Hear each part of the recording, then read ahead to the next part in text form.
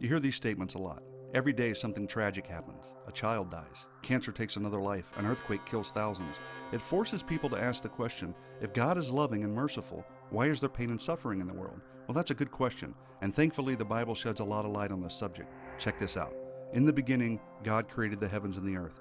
That's the declaration of the very first verse in the first book of the Bible, Genesis. The next couple of chapters explain in broad terms what God made over the course of the 6 literal days he used to complete his creation. Light, the sky, plants, animals, and humans. That's right. God created everything, and according to Genesis 1:31, he saw everything that he had made, and indeed it was very good. That is, it was complete and perfect. There was no death and no suffering. There was no survival of the fittest. Animals didn't attack and eat each other. Adam and Eve, the first 2 humans, did not kill animals for food.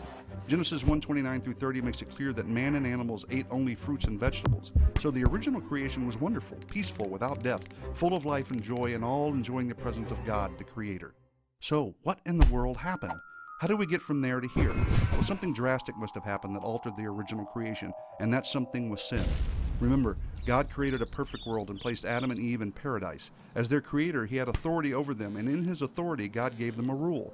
In Genesis 2:17, God said, "But of the tree of knowledge of good and evil you shall not eat, for in the day that you eat of it, you shall surely die." Well, Adam and Eve heard the rule loud and clear, but they willfully disobeyed it. They ate from the tree God told them not to. They chose to live by their rules and separate themselves from God. So the Creator kept his promise that punishment would follow their disobedience. With the rebellious act of one man, sin entered God's creation and death along with it. But the effects of sin didn't stop there, because God had given dominion over all of creation to man in a very real sense.